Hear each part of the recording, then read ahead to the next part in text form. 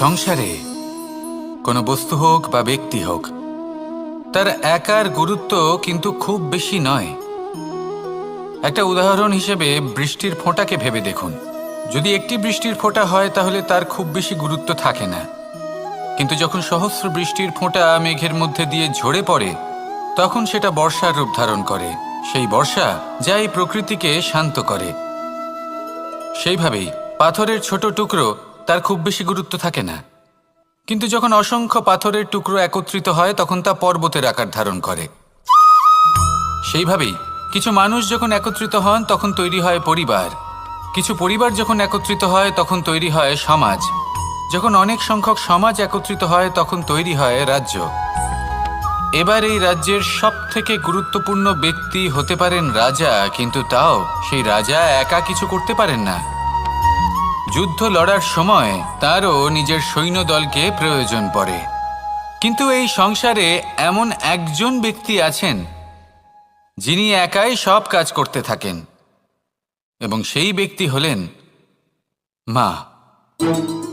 আমাদের জীবনে একজন পিতার ভূমিকা কিন্তু নিঃসন্দেহে অমূল্য, কিন্তু আমাদের সকলের জীবনে যে ভূমিকা একজন মায়ের তা অন্য কারোর থাকে না। একজন মা একাই সন্তানকে বড় করতে পারেন, সংস্কারী করে তুলতে পারেন, তার জন্য পরিশ্রম করেন। আর এত কিছু কাজ করার পরেও তার কাজের জন্য তিনি প্রশংসা অবশ্য পান না। উল্টে যদি সেই সন্তান অনুচিত পথে চালিত হয়, অনুচিত কর্ম করে, তখন সেই মাকেই অপবাদের পাত্র হয়ে উঠতে হয়। আমাদের জীবনে মায়ের যোগদান কতটা সেটা বুঝুন। আপনাকে বড় করে তোলার জন্য উনি কতটা পরিশ্রম করেছেন সেটা বুঝুন। আজ থেকে, এখন থেকে, এই মুহূর্ত থেকে মাকে সম্মান করতে শিখুন। যখন সময় পাবেন, যখন সুযোগ হবে, তখন তার প্রশংসা করুন, ওনারও ভালো লাগবে। আর মায়ের এই মমতার জন্য, তার এই ভূমিকার জন্য আসুন সবাই মিলে আমরা তাকে প্রণাম করি, আর সকলে মিলে ভালোবেসে বলি, রাধা রাধা।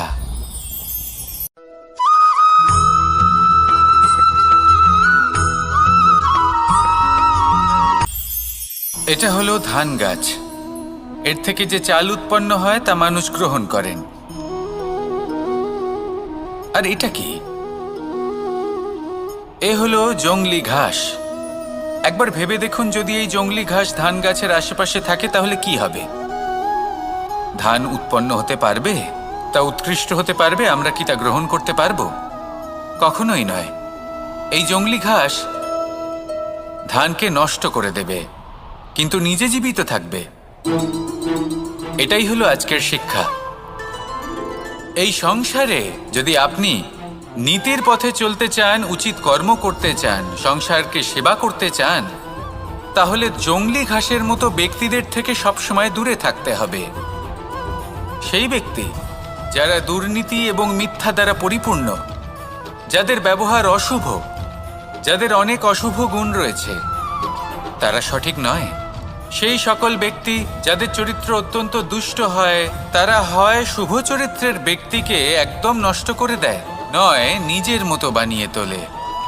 তাই যদি আপনি নীতির পথে চলতে চান, এই সংসারের জন্য শুভ কর্ম করতে চান, তাহলে সেই সঙ্গ লাভ করুন যে সঙ্গ জ্ঞানে পরিপূর্ণ, যাদের মধ্যে অনেক গুণ আছে, যাদের থেকে প্রতিদিন কিছু শিখতে পারবেন। এমন ব্যক্তির সাথে জীবন অতিবাহিত করুন। দুরাচারীদের থেকে দূরে থাকুন। তবেই এই মন প্রসন্ন হয়ে বলবে, রাধা রাধা।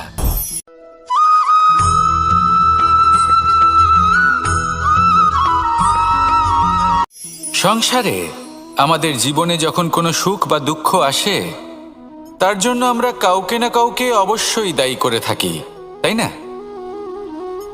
এই ব্যক্তি আমাদের সাথে এরকম কাজ করেছেন, তাই আমার সাথে এমন হলো। ওই ব্যক্তি যদি এমনটা না করতেন তাহলে আজ আমি ওই স্থানে পৌঁছতে পারতাম। সবই আপনার দৃষ্টিভঙ্গির ওপর নির্ভরশীল। আর যদি আপনার দৃষ্টিভঙ্গি এমন হয় তাহলে তা অনুচিত। সত্যি কথা বলতে এই সংসারে ভিন্ন ভিন্ন ধরনের মানুষ আছে। এটা আপনার উপর নির্ভর করছে কিভাবে তাদের স্বাগত জানাবেন। একবার ভাবুন, আমি আমার দুটো হাত সামনে নিয়ে এলাম, দুটো মুঠো খুলে দিলাম। দুই প্রকারের মানুষ আসবেন, কিছু না কিছু দিয়ে যাবেন। এই মুঠো যদি আমি বন্ধ করে দিই, তাহলে না কেউ আমাকে কিছু দিতে পারবে, না আমার কিছু যাবে আসবে। নিশ্চয়ই বুঝতে পারছেন এই দুই ধরনের ব্যক্তি কারা এবং তারা কি দিয়ে যান। আমি যদি নিজের মুঠো খুলে দিই, তাহলে কিছু ভালো মানুষ আসবেন, আমাকে আনন্দ, সন্তুষ্টি, জ্ঞান প্রদান করে যাবেন, ভালো অভিজ্ঞতা দিয়ে যাবেন। কোনো খারাপ ব্যক্তি যদি আসেন, তাহলে তিনিও খারাপ অভিজ্ঞতা দেবেন, যার থেকে আমি শিক্ষা লাভ করব। এই সব কিছু আমি লাভ করতে পারি। মুঠো যদি বন্ধ করে রাখি, তাহলে আমি কিছুই পাবো না। দেখুন, এই সংসারে প্রত্যেকের জীবনে এইরকম। প্রত্যেকের জীবনে সবকিছুই আছে, ভালো খারাপ দুই মানুষই আছে, ভালো অভিজ্ঞতা আছে, খারাপ অভিজ্ঞতা আছে। নির্ভর করছে আপনার উপর যে আপনি কি করবেন, এনাদের স্বাগত কিভাবে জানাবেন, কার থেকে কি বুঝবেন, কি শিখতে পারবেন, আর কোন দৃষ্টিভঙ্গি নিয়ে অগ্রসর হবেন। এটাই নির্ধারণ করবে যে আপনার জীবন কেমন হবে। আসুন আমার সাথে ভালোবেসে বলুন, রাধা রাধা।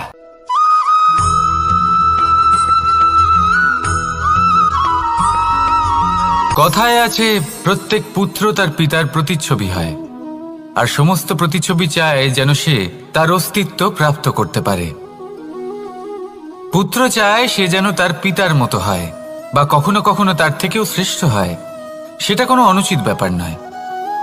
অনুচিত তখন হয় যখন পুত্র নিজের পিতার মতো হবার স্বপ্ন পূরণ করতে গিয়ে বা তার থেকেও শ্রেষ্ঠ হওয়ার স্বপ্ন পূরণে অনুচিত পথের আশ্রয় নেয়। কারণ তারপরে সে তার পিতার গুণগুলি আত্মসাৎ করতে চায় না। সে শুধুই এটা চায় যে সংসারের চোখে যেন আমি শ্রেষ্ঠ প্রমাণিত হই। এটা অনুচিত। সংসারে এমন অনেক মানুষ আছেন যারা এই কারণে শ্রেষ্ঠ হবার চেষ্টা করেন যাতে তার পরিবারের, তার পিতার সম্মান বৃদ্ধি পায়। এমনও মানুষ থাকেন, আর এটাই হলো পার্থক্য উদ্দেশ্যের। মনে রাখবেন, যদি আপনার উদ্দেশ্য শুভ হয় তাহলে পথও শুভ হবে, যদি আপনার উদ্দেশ্য অশুভ হয় তাহলে পথও অশুভ হবে। তাহলে নিজের পিতার মতো হবার চেষ্টা অবশ্যই করুন, তার থেকেও শ্রেষ্ঠ হওয়ার চেষ্টা অবশ্যই করুন, কিন্তু মনে রাখবেন আপনার সংকল্প আর আপনার উদ্দেশ্য এই দুই শুভ হওয়া উচিত। তাহলে আসুন আর আমার সাথে ভালোবেসে বলুন, রাধা রাধা।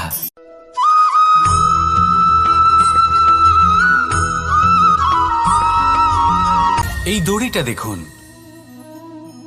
ছোট ছোট রেশম দ্বারা তৈরি। এটা সরু সুতো দ্বারা তৈরি হয়েছে এটা, আর এ অত্যন্ত কোমলও বটে।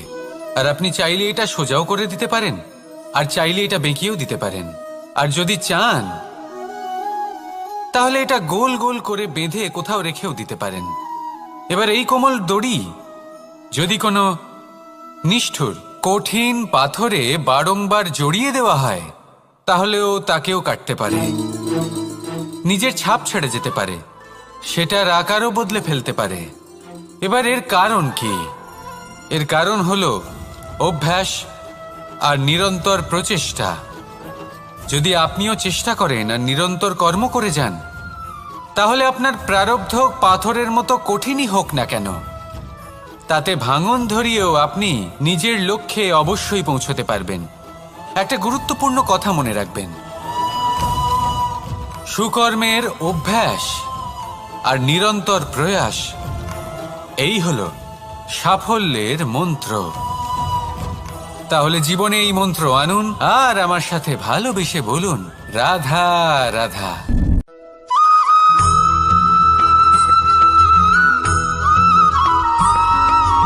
জীবনে অগ্রসর হওয়ার জন্য আমাদের কাকে প্রয়োজন হয়?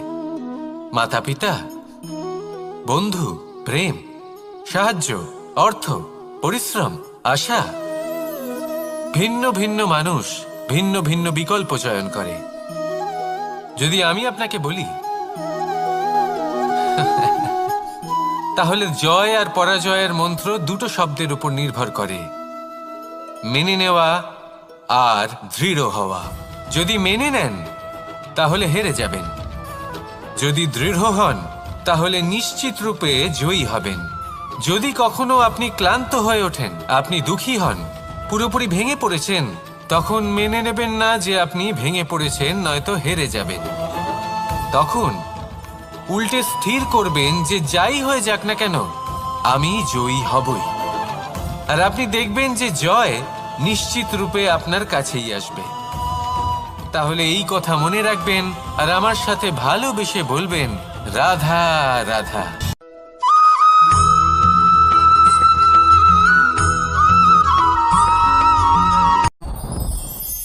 সাথী। সাথী এই শব্দটির ব্যাখ্যা কে কিভাবে করে? মিত্র, সখা, বন্ধু। কিন্তু অর্থ একটাই, তিনি যিনি আপনার সঙ্গী হন আর তিনি যার সাথী আপনি হন। এবার সব থেকে বড় প্রশ্ন হলো এটাই যে তিনি কে হতে পারেন যাকে আপনি আপনার সাথী বলে মেনে নিতে পারেন, নিজের সখা, নিজের মিত্র, নিজের বন্ধু মেনে নিতে পারেন। আপনার সাথী হলেন তিনি যিনি দুঃখের সময় আপনার পাশে থাকবেন, আপনার হাত ধরে থাকবেন। আপনার সাথী হলেন তিনি যার হাত আপনি নিজের সুখের দিনে ধরে থাকবেন। সেই সাথীরই হাত ধরুন যিনি দুঃখে সবসময় আপনাকে সাহায্য করার জন্য তৎপর হয়ে থাকেন, আপনার পাশে থাকেন, আর যাকে সুখের দিনে আপনি আপনার সাথে রাখতে পারেন।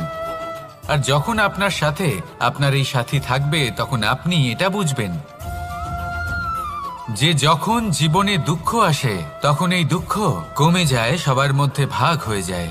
আর যদি তখন সুখ আসে তাহলে সেটা সবার উপস্থিতিতে আরো বেড়ে যায়। এটাই হলো প্রেম, এটাই হলো ভালোবাসা, এটাই হলো সঙ্গ। যেমন সম্পর্ক আমার আর রাধার মাঝে। তাহলে আসুন আর আমার সাথে ভালোবেসে বলুন, রাধা রাধা।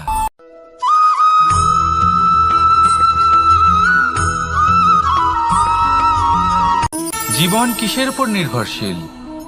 ধনের ওপর, বৈভবের অনুভব যদি আপনি করতে চান তাহলে তা পাবেন শুধু একতার দ্বারা, সংগঠনের দ্বারা।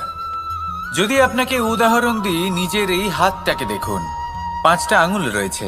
কোনো একটা বস্তুকে নিজের একটা আঙুল দ্বারা তুলে ধরার চেষ্টা করে দেখুন, বড়ই কষ্ট হবে। তখন আপনি বুঝতে পারবেন যখন এই 5টি আঙুল একত্রিত হয় তখন কোনো কাজ কতটা সহজ হতে পারে। এটাই হলো শক্তি একতার। সব থেকে ভালো উদাহরণ যদি আপনাকে দিই তাহলে বাঁশি। এই বাঁশি থেকে অত্যন্ত মধুর সুর নির্গত হয় যা সবার মন প্রসন্ন করে দেয়। এই কথা সত্যি, কিন্তু এই বাঁশি আমি একটা বা দুটো আঙুল দিয়ে বাজাতে পারবো না। আমাকে প্রত্যেকটা আঙুল ব্যবহার করতেই হবে, তবেই এর থেকে মধুর সুর নির্গত হবে যা সকলকে প্রসন্ন করবে, ঠিক কিনা? ঠিক এইভাবেই যদি আপনি চান যে আপনার জীবনরূপী বাঁশি থেকেও মধুর সুর নির্গত হোক বা সবার মনকে প্রসন্ন করে তুলুক, তাহলে আপনাকেও জীবনে একতা নিয়ে আসতেই হবে। আপনি একাও কর্ম করতে পারেন, পথ চলতেও পারেন, সামনেও এগোতে পারেন, সাফল্যও লাভ করতে পারেন। কিন্তু যখন সকলে একসাথে এগোবেন, সেই পথে চলবেন, সেই কর্মই করবেন, তখন লক্ষ্যে অবশ্যই পৌঁছবেন, সাফল্য অবশ্যই লাভ করবেন। কিন্তু সেই সাফল্য এবং তার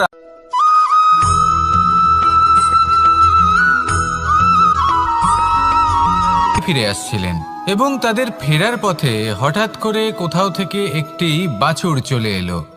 এই দুই বোন ভয়ভীত হয়ে গেলেন আর তাদের হাত থেকে সেই আটা পড়ে গেল, মাটিতে মিশে গেল। এবার এই পুরো ঘটনাক্রমে যদি কারোর বিন্দুমাত্র লাভ হয়ে থাকে, বিন্দুমাত্র আনন্দ পেয়ে থাকে, তাহলে সে কে? সেই ছোট বোন যিনি মাঝে মাঝেই গমের দানা তুলছিলেন এবং খাচ্ছিলেন। কিছুটা হলেও উনি আনন্দ লাভ করেছিলেন। এবার এরকমই হলো আমাদের জীবনে ভক্তি এবং ভালোবাসা সংক্রান্ত বিষয়।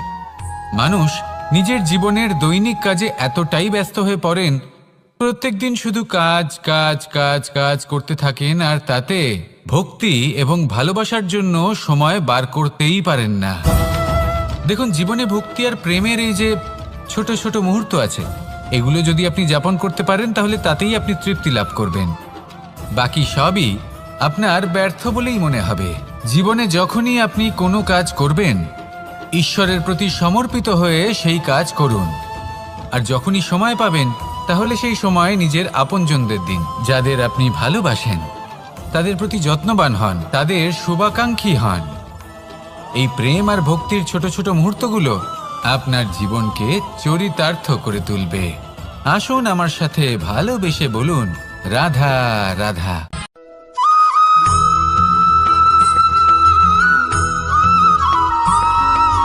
মানুষের একটি সমস্যা আছে যে মানুষ সাফল্যকে মাপতে থাকেন, লক্ষ্যপ্রাপ্তিকে মাপতে থাকেন এবং তার তুলনা করতে থাকেন যে ও এত কিছু পেল আর আমি পেলাম না,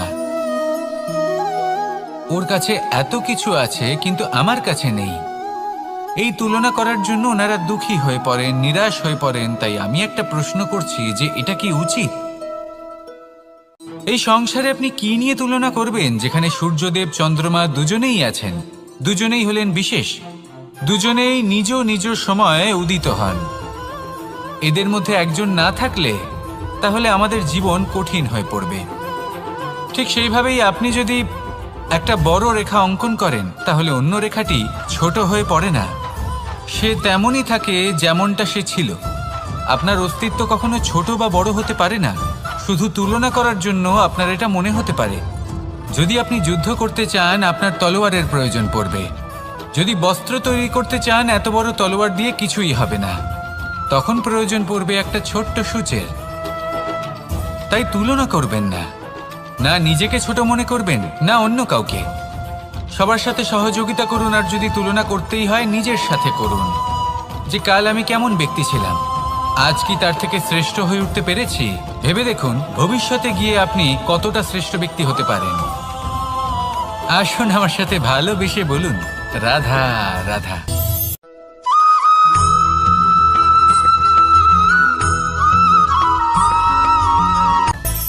মানুষের মধ্যে একটা বিচিত্র প্রবৃত্তি থাকে, অন্য সকলের বিষয়ে, তাদের জীবনের বিষয়ে, তাদের ব্যক্তিত্বের বিষয়ে, তাদের ভবিষ্যতের বিষয়ে অনুমান করা। এটা হলো অনুচিত। কারোর অতীতকালকে দেখে লোকে ভবিষ্যৎ বলে দিতে পারেন, বর্তমানকে দেখে ভবিষ্যতের বিষয়ে অনুমান করে ফেলেন। উদাহরণ দিতে হলে বলবো, কোনো দাসকে দেখুন, ওকে দেখে লোকে বলে যে ওর ভবিষ্যৎ সেটাই হতে পারে, অনুমান করে ফেলেন। আর এই রাজাকে দেখুন, উনি তো কত সুখী হবেন, উনি তো জগতের সব থেকে অধিক সুখী মানুষ, কত সুখ সুবিধা আছে ওনার কাছে, ধারণা করে ফেলেন। তবে সত্য তো এটাই যে কারোর ব্যক্তিত্বের বিষয়ে, তাদের ভবিষ্যতের বিষয়ে আপনি পূর্ণ সত্য কখনোই বলতে পারবেন না, শুধু অনুমান করতে পারবেন। আর এই অনুমান করে সত্যি কোনো লাভ হয় না, কারণ এই কাল সেটা হলো অত্যন্ত শক্তিশালী। কালো থেকে কালোতর কয়লাকেও হিরেতে পরিণত করতে পারে, অনেক বড় বড় রাজাকেও বিদূষক বানিয়ে ফেলতে পারে এক মুহূর্তেই। তাহলে আপনি অনুমান করে কি লাভ? কি পেলেন অনুমান করে? সেই জন্য কারোর বিষয়ে কোনো অনুমান করবেন না, তার ভবিষ্যতের বিষয়ে অনুমান করতে যাবেন না, কারোর বিষয়ে কোনো ধারণা করে নেবেন না। কিছু করতে হলে ভালোবাসুন, সবার মধ্যে ভালোবাসা ছড়ান, সবার মধ্যে ধন্যাত্মক ভাব ছড়ান। এই মন প্রসন্ন হয়ে বলবে, রাধা রাধা।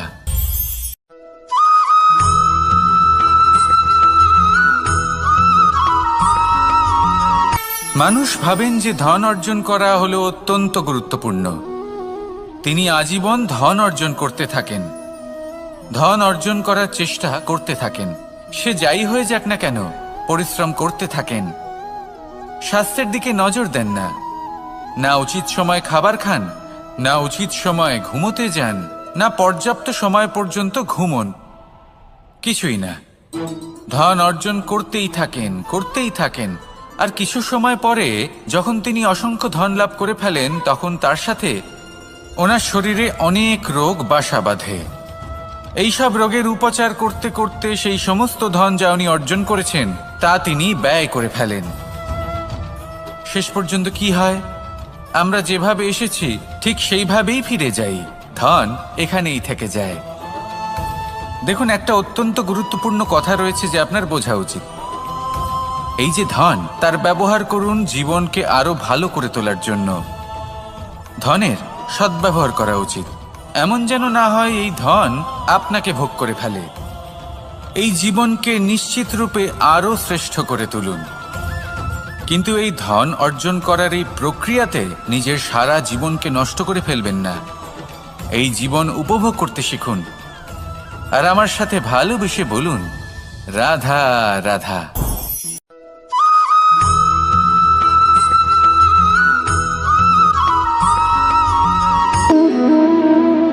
সম্পর্ক হলো আমাদের জীবনের একটি আধার। কিছু সম্পর্ক এমন যা আমরা জন্মসূত্রে লাভ করি, যেমন পরিবার, মা, বাবা। কিছু সম্পর্ক আছে যা আমরা জীবনে অর্জন করে থাকি, তা সে প্রেমের হোক, স্নেহের হোক বা বন্ধুত্বের। এই সকল সম্পর্ক লাভ করার বা গড়ে তোলার 5টি ধাপ রয়েছে। প্রথম ধাপ, কোনো ব্যক্তির সাথে আলাপ হওয়া, তার সাথে কথা বলা বা তাকে দেখা। দ্বিতীয় ধাপ, সে ব্যক্তিকে আমাদের ভালো লাগা। তৃতীয় ধাপ, আমাদের এটা চাইতে শুরু করা যে জীবনে এই ব্যক্তি যেন আমাদের বন্ধু হন, আমাদের জীবনে থাকেন, বা আমাদের কাউকে ভালোবেসে ফেলা আর এটা আমাদের ভাবা বা চাওয়া যে সেই ব্যক্তি যেন আজীবন আমার সাথে থাকেন, আমার জীবনে আমার সাথী হয়ে। চতুর্থ ধাপ, লাভ করা। এবার এই ধাপটি অনেক মানুষের পক্ষেই খুবই সরল হয়, বড়ই সরলভাবে নিজেদের সঙ্গীকে লাভ করে থাকেন। কিছু মানুষের জন্য এই ধাপ অত্যন্ত কঠিন হয়ে থাকে। অনেক প্রতিকূল পরিস্থিতির উপর জয়লাভ করে তারা সঙ্গীকে লাভ করেন, কিন্তু লাভ অবশ্যই করেন। এরপরে আসে পঞ্চম, অন্তিম এবং সব থেকে গুরুত্বপূর্ণ ধাপ। সেটা হলো সেই সম্পর্ক পালন করা। এটা হলো এমন এক বিষয় যা প্রত্যেক মানুষের শেখা উচিত। যদি ব্যক্তি নিজের জীবনে সম্পর্ক রক্ষা করতে শিখে যান, তবে প্রত্যেক সম্পর্ক তার জীবনকে স্বর্গ করে তুলবে। আসুন আর আমার সাথে ভালোবেসে বলুন, রাধা রাধা।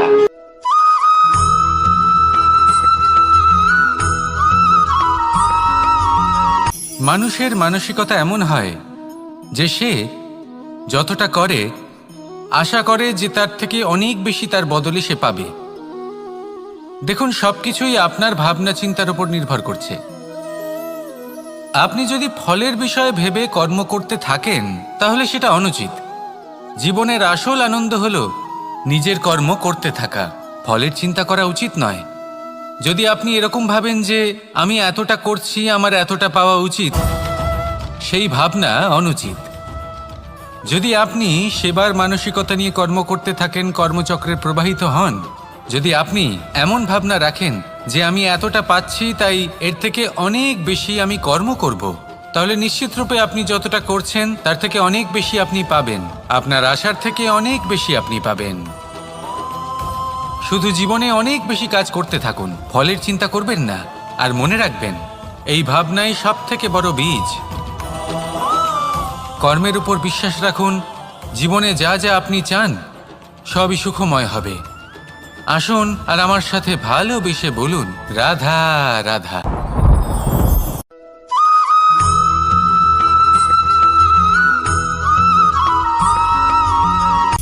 সূচের শেষে একটি ছিদ্র থাকে যার দ্বারা আমরা এই সুতো পরাতে পারি, আর তারপর সূচের সাহায্যে এই সুতো দিয়ে বস্ত্র সেলাই করা যায়। কিন্তু যদি সুতোটা সোজা করে ধরা না হয় তাহলে সূচে কখনো এই সুতো পরানোই সম্ভব নয়। যদি এতে কোনো গিঁট পড়ে তখন তা কখনোই এই ছিদ্র দ্বারা প্রবেশ করা সম্ভব নয়। ঠিক এইভাবেই যদি আপনি কারোর জীবনে প্রবেশ করতে চান, কারোর অন্তরে প্রবেশ করতে চান, তাহলে আপনাকেও সহজ থাকতে হবে। এতে কোনো গিঁট থাকলে চলবে না, অর্থাৎ মনে যাতে কোনো মালিন্য না থাকে, যেন কোনো কুচিন্তা না থাকে। যদি এসব থাকে তাহলে আপনি কখনো কারোর জীবনে প্রবেশ করতে পারবেন না। আর যদি কোনোভাবে আপনি প্রবেশ করেও যান তাহলে তার মনে ঘর করতে পারবেন না। নিজেকে এই সুতোর মতন করে তুলুন, সহজ। মনে যেন কোনো কুচিন্তা না থাকে, সবার প্রতি যেন সদ্ভাবনা থাকে, শুভ চিন্তা থাকে। এমনটা করতে থাকুন।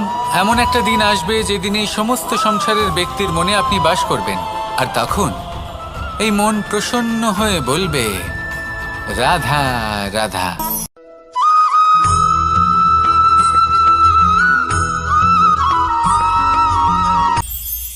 এটা হলো ধান গাছ। এর থেকে যে চাল উৎপন্ন হয় তা মানুষ গ্রহণ করেন। আর এটা কি? এ হলো জংলি ঘাস। একবার ভেবে দেখুন, যদি এই জংলি ঘাস ধান গাছের আশেপাশে থাকে তাহলে কি হবে? ধান উৎপন্ন হতে পারবে?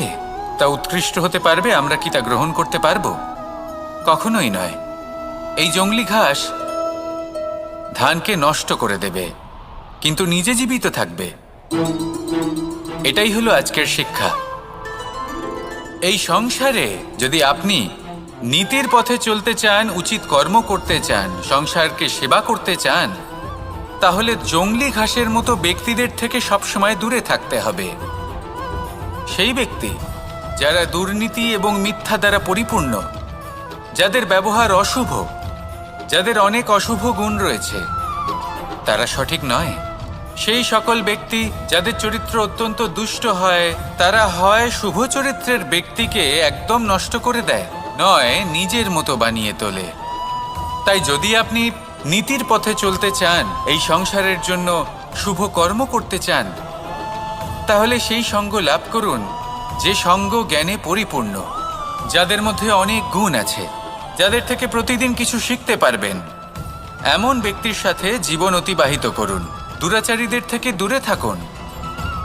তবেই এই মন প্রসন্ন হয়ে বলবে, রাধা রাধা।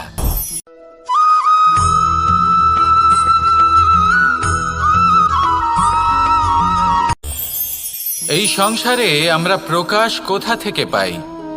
এর উত্তর বড়ই সরল। ভোরে যখন সূর্যোদয় হয়, তখন প্রকাশের কিরণ আমাদের ঘরে এসে পৌঁছয়। এইভাবেই আমরা প্রকাশ লাভ করি। এবার এই প্রকাশের আলোতেই আমরা সারাদিনের কাজ সম্পন্ন করি। সন্ধে হয়ে যায়, সূর্যাস্তও হয়ে যায়, আর আমাদের ঘর যাতে অন্ধকার না হয় তার জন্য আমরা একটা প্রদীপ প্রজ্বলিত করি। এটাই ঘটে আমাদের জীবনেও। এবার প্রবাহমান আয়ুর সাথে আমরা আমাদের অন্তরে যদি একটা প্রদীপ প্রজ্বলিত করে নিই, তাহলে বিষয়টাই অন্যরকম হবে। এবার আপনি বলবেন, কোন প্রকাশের কথা বলছি যে আমাদের অন্তরে জাগ্রত করা সম্ভব? আমাদের আত্মার মাঝে প্রেমের প্রকাশ জাগ্রত করার কথা বলছি। কারণ আমাদের এই জীবন, এও হলো দিনের আলোর মতো। আজ প্রকাশ আছে, কিন্তু কোনোদিন অবশ্যই অস্ত হবে। কিন্তু অস্ত হবার আগে যদি আমরা আমাদের আত্মার মাঝে প্রেমের এই প্রকাশ উজ্জ্বলিত করে নিই, তাহলে আমাদের সন্ধ্যাকালও আমরা আনন্দে এবং প্রেমে যাপন করব। তাহলে আসুন আর আমার সাথে ভালোবেসে বলুন, রাধা রাধা।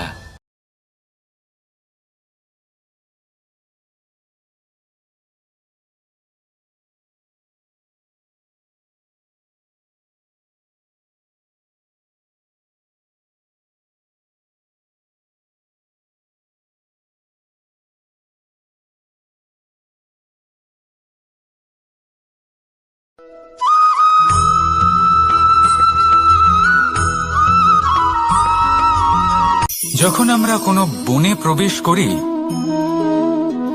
তখন এই সবুজ ঘাস দেখে, এই কোমল ঘাস দেখে আমাদের মন প্রফুল্ল হয়ে ওঠে।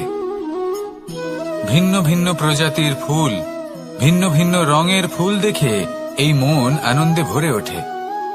এখানে শিশুরা আনন্দ লাভ করে, বড়রা ভোজন গ্রহণ করেন, কথাবার্তা বলেন, হাঁটাহাঁটি করে বেড়ান। এবার ভেবে দেখুন, যখন এই উপবনের নির্মাণ হয়েছিল সেই সময় যদি এই মাটিকে সঠিকভাবে খনন না করা হতো, যদি তাতে সঠিকভাবে বীজ রোপণ না করা হতো, যদি কোনো সংঘর্ষ না হতো, পরিশ্রম না করা হতো, যদি চলতে চলতে পায়ে কাঁটা না বিঁধে যেত, তাহলে এই সুন্দর বন দেখে আমরা কি এই আনন্দ লাভ করতে পারতাম? কখনোই নয়। ধরুন কোনো নদীর তটে সুন্দর একটি বন আছে, সেই বনের আনন্দ লাভ করতে গেলে আপনাকে সেই নদী পার করতেই হবে। যদি সুখের নদীর কাছে পৌঁছতে চান তাহলে তটে যে কাঁটা রয়েছে সেগুলোর সাথে সংঘর্ষ করতেই হবে। এই সংসারে যদি আপনি সুখ লাভ করতে চান তাহলে সুখ লাভের এই যাত্রা শুরু করতে হবে সংঘর্ষ দ্বারা। তাহলে সংঘর্ষকে স্বাগত জানান, এর পেছনেই সুখ রয়েছে যা আপনার জন্য অপেক্ষা করছে। এবার হাসুন আর আমার সাথে ভালোবেসে বলুন, রাধা।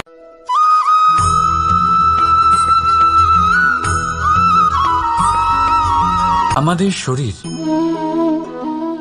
প্রকৃতির সর্বশ্রেষ্ঠ রচনা। যে অঙ্গ প্রত্যঙ্গ আমরা লাভ করেছি প্রত্যেকটির মধ্যে একটি নিজস্ব বার্তা রয়েছে। একটু ভেবে দেখুন, দুটি চোখ দিয়েছে দেখার জন্য, দুটি কান দিয়েছে শোনার জন্য, নাসিকাও আছে দুটি, দুটি হাত দিয়েছে দ্বিগুণ পরিশ্রম করার জন্য। কিন্তু জীব শুধুমাত্র একটি, তার উপরেও তীক্ষ্ণ বলিষ্ঠ দাঁত দিয়েছে তার রক্ষার জন্য। কখনো ভেবে দেখেছেন কেন?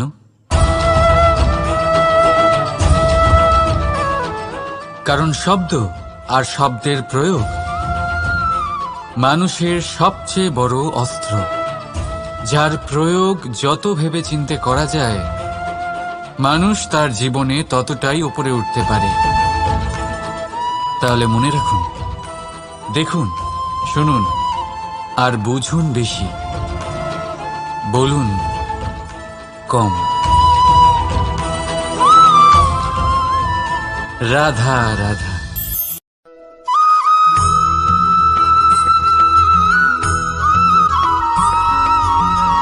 মানুষ ভাবেন যে ধন অর্জন করা হলো অত্যন্ত গুরুত্বপূর্ণ। তিনি আজীবন ধন অর্জন করতে থাকেন, ধন অর্জন করার চেষ্টা করতে থাকেন। সে যাই হয়ে যাক না কেন পরিশ্রম করতে থাকেন। স্বাস্থ্যের দিকে নজর দেন না, না উচিত সময় খাবার খান, না উচিত সময় ঘুমোতে যান, না পর্যাপ্ত সময় পর্যন্ত ঘুমন, কিছুই না। ধন অর্জন করতেই থাকেন, করতেই থাকেন। আর কিছু সময় পরে যখন তিনি অসংখ্য ধন লাভ করে ফেলেন তখন তার সাথে ওনার শরীরে অনেক রোগ বাসা বাঁধে। এইসব রোগের উপচার করতে করতে সেই সমস্ত ধন যা উনি অর্জন করেছেন তা তিনি ব্যয় করে ফেলেন। শেষ পর্যন্ত কি হয়? আমরা যেভাবে এসেছি ঠিক সেইভাবেই ফিরে যাই, ধন এখানেই থেকে যায়। দেখুন, একটা অত্যন্ত গুরুত্বপূর্ণ কথা রয়েছে যে আপনার বোঝা উচিত। এই যে ধন, তার ব্যবহার করুন জীবনকে আরো ভালো করে তোলার জন্য। ধনের সদ্ব্যবহার করা উচিত, এমন যেন না হয় এই ধন আপনাকে ভোগ করে ফেলে। এই জীবনকে নিশ্চিত রূপে আরো শ্রেষ্ঠ করে তুলুন। কিন্তু এই ধন অর্জন করার এই প্রক্রিয়াতে নিজের সারা জীবনকে নষ্ট করে ফেলবেন না। এই জীবন উপভোগ করতে শিখুন আর আমার সাথে ভালোবেসে বলুন, রাধা রাধা।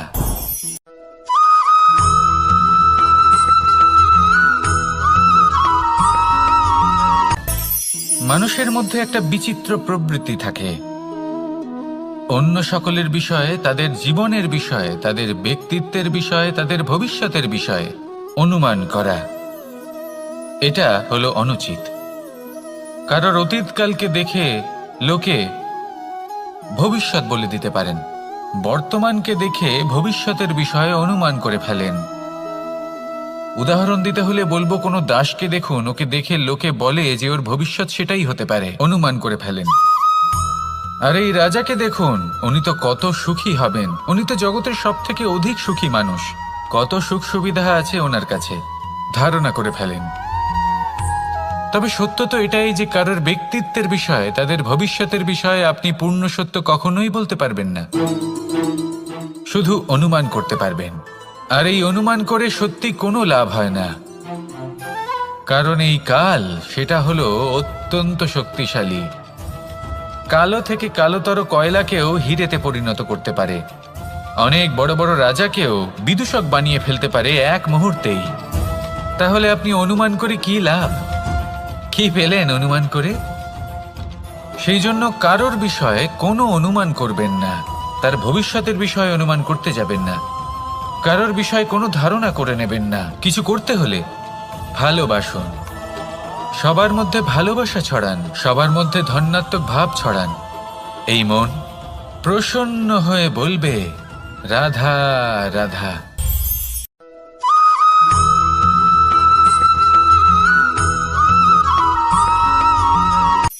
এই সংসারে সাফল্য লাভ করার জন্য জ্ঞানের প্রয়োজন হয়, পরিশ্রমের প্রয়োজন হয়, দৃঢ় নিষ্ঠার প্রয়োজন হয়, নিরন্তর চেষ্টা করা প্রয়োজনীয়।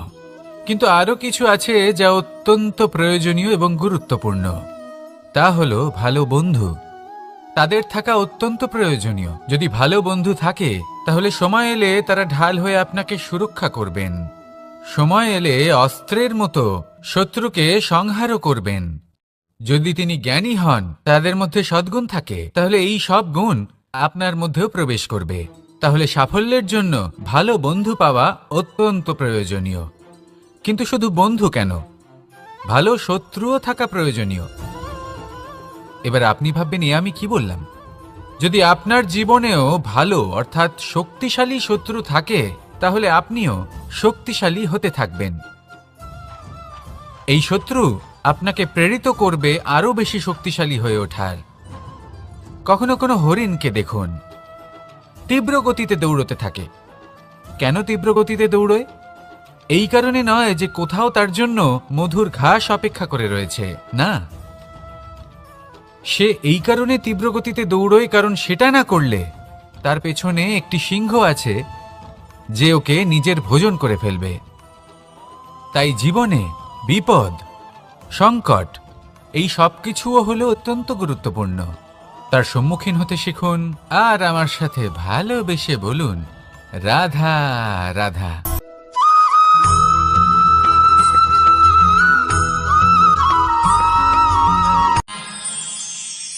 আমরা সবাই সূর্যকে সম্মান কেন করি? কারণ আমরা জানি যে সন্ধেবেলা যখন সূর্যাস্ত হবে তখন শুধুমাত্র অন্ধকার বাকি থাকবে।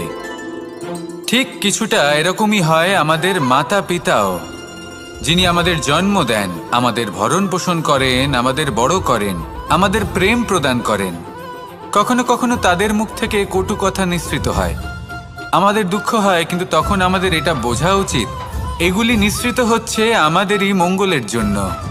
যেমন সূর্যদেব, উনিও উত্তাপ দিয়ে থাকেন আমাদেরই মঙ্গলের জন্য, যাতে ফসল পাকতে পারে, যাতে জল বাষ্প হয়ে মেঘ হতে পারে, বৃষ্টি হতে পারে, আর এই সংসারে নিরন্তর জলের প্রবাহ থাকে। আমাদের মাতা পিতা, তাদের কঠোর আচরণ, তাদের কঠোর অনুশাসনের পেছনে লুকিয়ে থাকে ওনাদের ভালোবাসা। আমাদের তা বুঝতে হবে, সসম্মানে ওনাদের গ্রহণ করতে হবে। কারণ ঠিক সূর্যাস্তের পরে যেমন চতুর্দিক অন্ধকারচ্ছন্ন হয়ে যায়, তেমনি আমাদের জীবন থেকে যখন আমাদের মাতা পিতা চলে যায় তখন আমাদের জীবনেও শুধু এবং শুধুমাত্র অন্ধকারই ছেয়ে থাকে। সেই জন্য নিজের মাতা পিতাকে সম্মান করুন, ওনাদের ভালোবাসা প্রদান করুন। এই মন আর এই জীবন প্রসন্ন হয়ে বলবে, রাধা রাধা।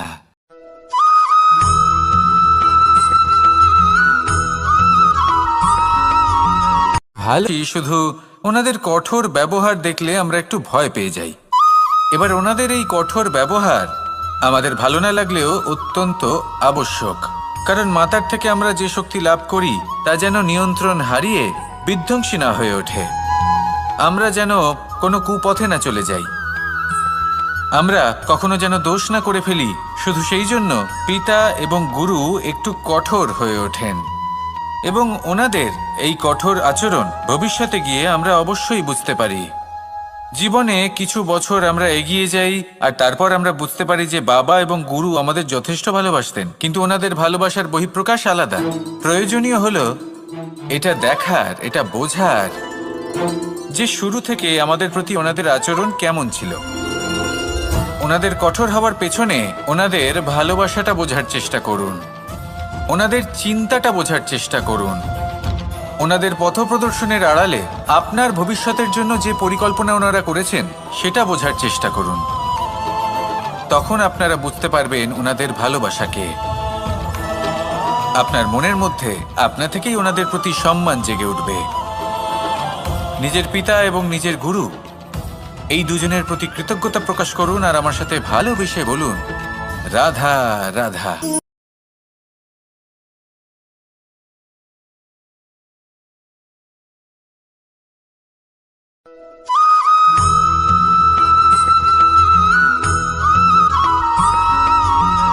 পিতা আর পুত্রের সম্পর্ক অত্যন্ত মধুর হয়ে থাকে। পিতা স্বপ্ন দেখেন, তাকে পূর্ণ করার সকল সম্ভাব্য চেষ্টা করেন, কিন্তু তাও অনেক সময় ওনার স্বপ্ন অপূর্ণ থেকে যায়। তখন পিতা ভাবেন যে স্বপ্ন উনি পূর্ণ করতে পারেননি, ওনার সন্তান তা অবশ্যই পূরণ করবে।